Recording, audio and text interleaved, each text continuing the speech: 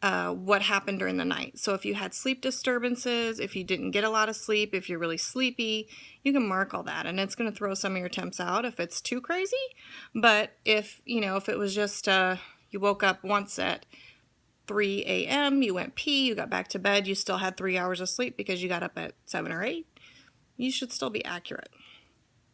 On those days that you do get up a little bit early or a little bit late, there is a whenmybaby.com has a basal temp adjuster, and in there it's basically adjusting you 0.1 for each hour that you oversleep or get up too early. I want to caution you not to use it that often, because eventually you're going to start to mess up your curve, because I don't think it's always true that it's exactly 0.1 every hour. So it is nice for, I sleep in on the weekends, and so I'll use that to be lazy, Okay, so the other things, I'm trying to look at the camera, I'm really terrible about that. I'm sorry about that. So people get really stressed about their pre-ovulation temps. Do not get stressed about your pre-ovulation temps.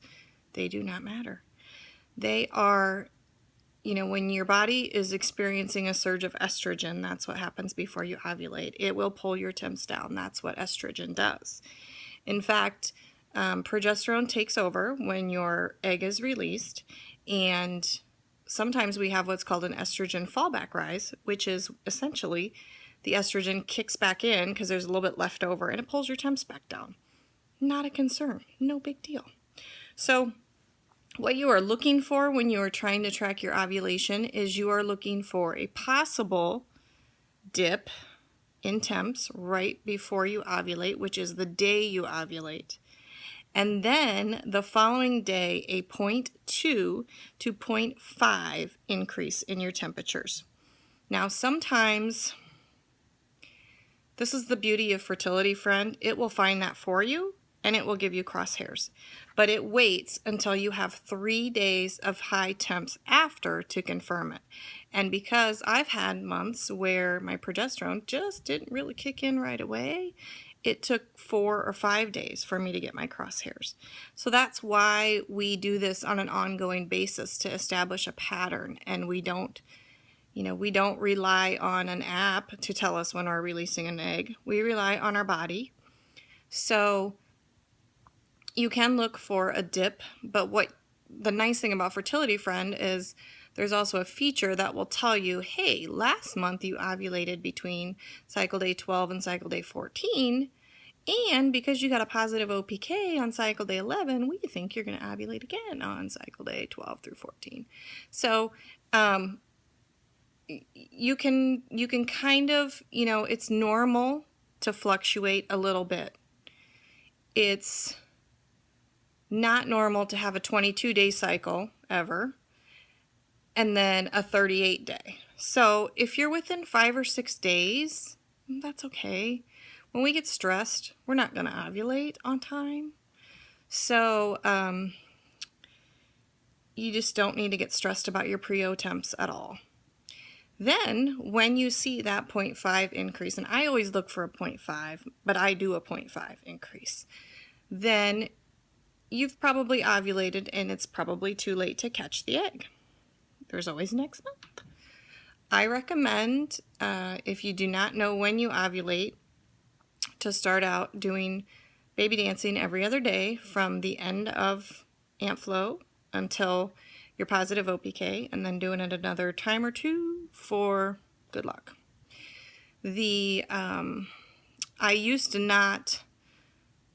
I've tried Clomid, which gave me ovarian cysts and caused me not to ovulate for 75 days, so I do not recommend Clomid. However, it does work for some people. It's a very easy way to jumpstart ovulation. I prefer Femera or soy isoflavones myself, but if you are using any kind of those items, you should not ovulate for at least 5 days after your last pill. So, and I don't want to get ahead of myself, but really I think I've covered most of the basics on temping. So we'll kind of fly into OPKs. So OPKs are basically tracking that you have an LH surge. That does not mean that you ovulated. It means that the LH that is necessary for the egg to be released has surged. So once that takes place, then you should see either right around the same time, a little bit before or a little after, another little estrogen surge, and that's what actually releases the egg. So I actually do a Ferning microscope too, because as I've aged over the last couple months, my OPKs, I used to get a positive OPK and then 2 or 3 days later I would ovulate, or the next day. Very predictable, very nice. Well, now all of a sudden I ovulate whenever I feel like it, I guess. So, positive OPK now? Well, guess what? Ovulating 15 minutes later. So, I have also added the Ferning microscope in just because that gives me another layer of making sure I'm right. Some people have ovulation pains. I did not used to, but since I've started taking ovulation-inducing medications, I have started to have very bad ovulation pains. So that also helps, but not everyone has those. You should see an increase in your egg white cervical mucus. Not everyone has that. I do believe it's necessary to transport sperm. I did get pregnant twice before I was really using anything to help, but it's before I was using anything like a Clomid that dries you up too. So I think they kind of go together. Okay, so OPKs. So your test line needs to be as dark as or darker than your control line. This is a really hard concept for a lot of people to understand, and I always recommend not using cheap internet cheapies to do your OPKs, because for me, I didn't have enough LH in my system for those to even show up or work. But for a lot of people, they'll say things like, well, this is the most positive that mine gets because it's an internet cheapie. And so I wouldn't trust, to me, when you're 40, I'm on precious time right now, and I don't have time to waste on cheap OPKs that don't work. So, I don't spend money on the clear blue digitals. If you're taking any kind of inducing, so if you're taking an ovulation inducing medication like Femera, which I like Femera, by the way, but I'm not going to take it anymore just because it's becoming too much, I think. But you have those medications, they are suppressing your estrogen so that the eggs have a longer time to mature, thus delaying ovulation until the eggs are ready. So you wouldn't be able to use some of, like, the advanced clear blue digital is going to give you high fertility for a long time while that estrogen's being suppressed. I don't know. I'm not a doctor.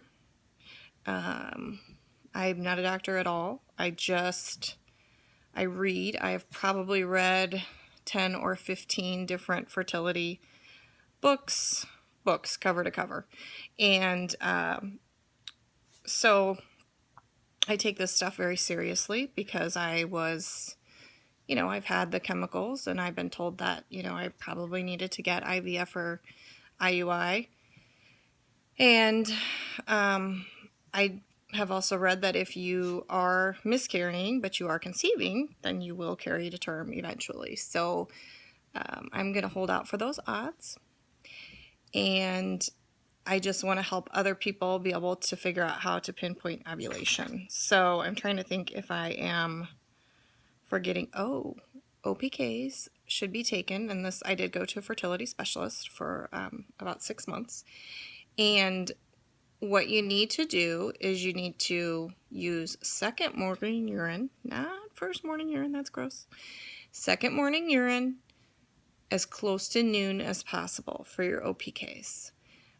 90% of women surge in the afternoon for an OPK, so you should catch your surge at noon. Now, if you get up a little bit later, then try to do it a little bit later. I have found in this super ovulating machine that I have that I will get an OPK sometimes at like 3 and ovulate at 3. So that doesn't happen. That happens more so as you get older. Usually it takes you can usually catch your surge if you just do it at noon. If you're more comfortable, do it at noon and like 2 or 3. And then the main key important thing is to BD before all this takes place. So try every other day. Every time I've gotten pregnant has been on an every other day cycle.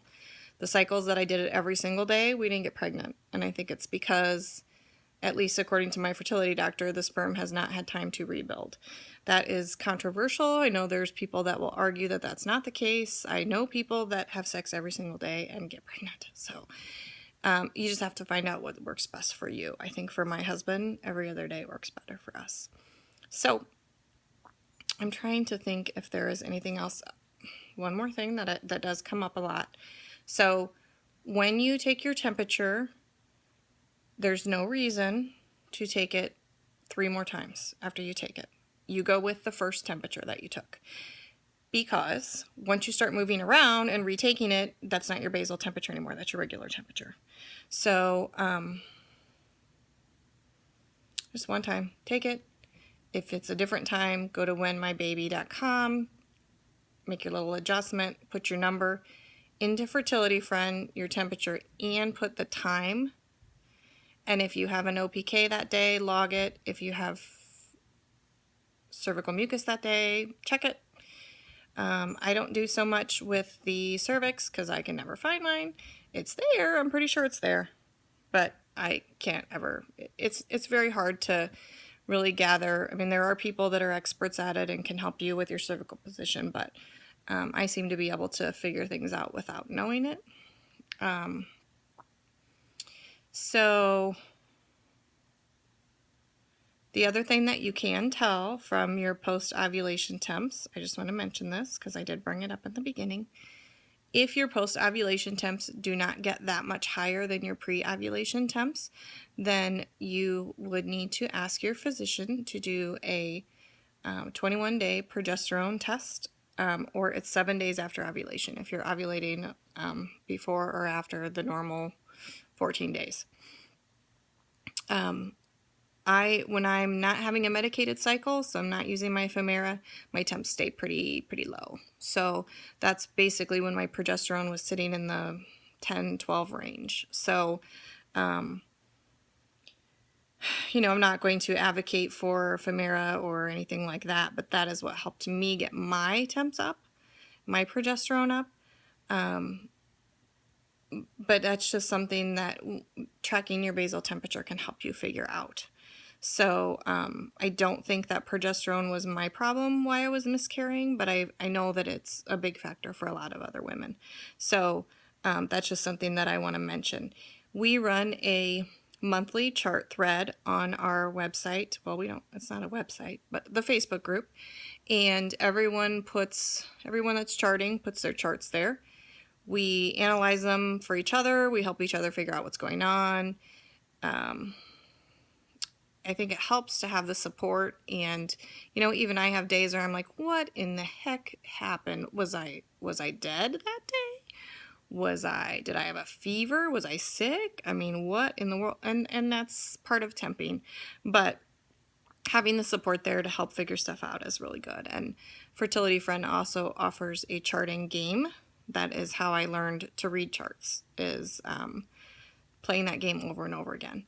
So it's really not the complicated hassle that people think it is. I think that if you create a habit, I take my phone, I set my alarm, I put my thermometer on top of my phone, and when my alarm goes off, I instantly hit my thermometer when I reach over to turn my alarm off.